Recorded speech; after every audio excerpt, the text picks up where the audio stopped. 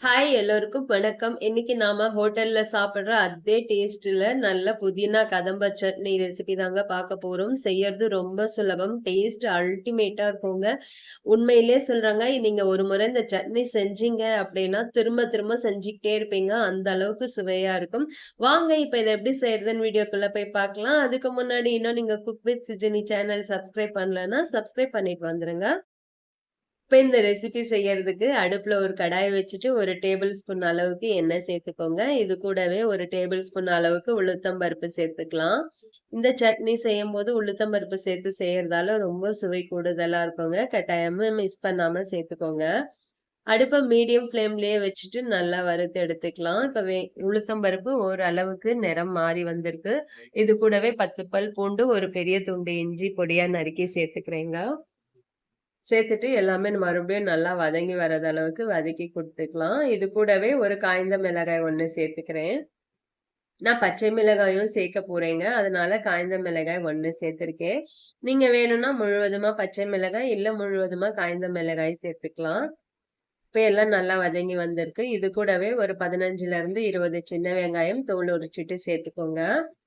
அதே மாதிரி இந்த சட்னிக்கு நம்ம சின்ன வெங்காயம் சேர்த்து செய்யும்போது ரொம்ப சூப்பரா இருக்குங்க. அந்த சின்ன வெங்காயம், இஞ்சி, பூண்டு இதெல்லாம் சேர்த்து செய்யும்போது அவ்ளோ மணமா இருக்குங்க. உடம்புக்கும் ரொம்பவே நல்லது. முடிஞ்ச அளவுக்கு சின்ன வெங்காயம் நம்ம சாப்பாட்டுல நெறைய சேர்த்துக்கலாங்க. அப்பதான் நல்லாருக்கும்.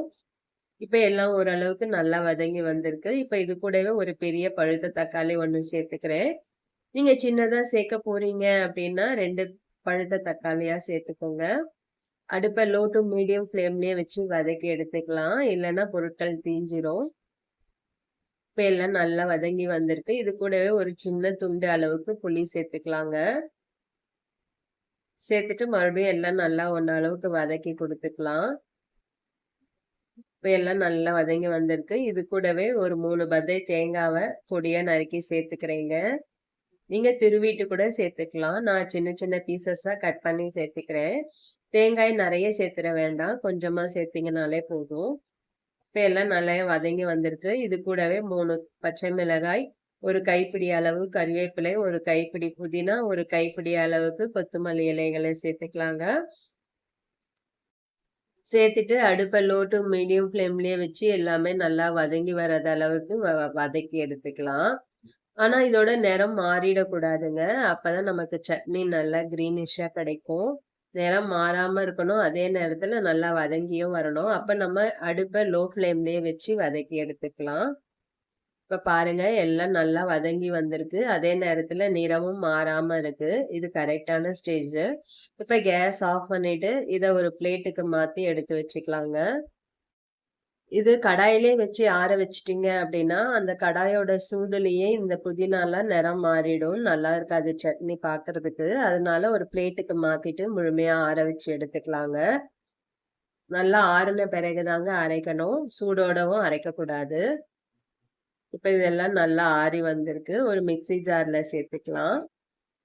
சேர்த்துட்டு இது கூடவே தேவையான அளவு உப்பு சேர்த்துக்கலாங்க. சேர்த்துட்டு முதல்ல தண்ணி சேர்க்காம நல்லா கொரகொரப்பா அரைச்சு எடுத்துட்டு வந்துருங்க. இந்த மாதிரி இருக்கட்டும். இப்ப இது கூடவே ஒரு 1/4 கப்பு போல தண்ணி சேர்த்துக்கலாம். சேர்த்துட்டு நல்லா ஃபைனா அரைச்சு எடுத்துட்டு வந்துருங்க. இந்த சட்னியோட ஸ்பெஷல் என்ன பார்த்தீங்க அப்டின்னா, இத கெட்டி சட்னியாவும் வச்சுக்கலாம். இல்ல தண்ணி சட்னியாவும் வச்சுக்கலாங்க. ஆனா டேஸ்ட் எப்படி இருந்தாலுமே சூப்பரா இருக்குங்க. இப்ப இதுக்கு ஒரு தாளிப்பு குடுத்துடலாம்.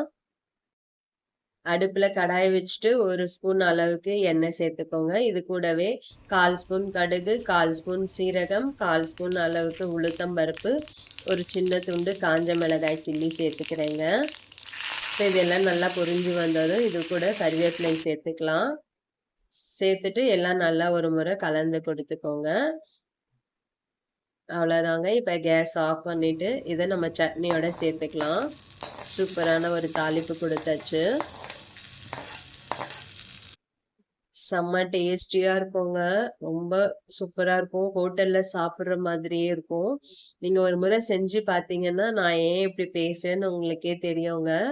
அந்த அளவுக்கு சுவை கூடுதலா இருக்கும். கட்டாயமா செஞ்சு பாருங்க.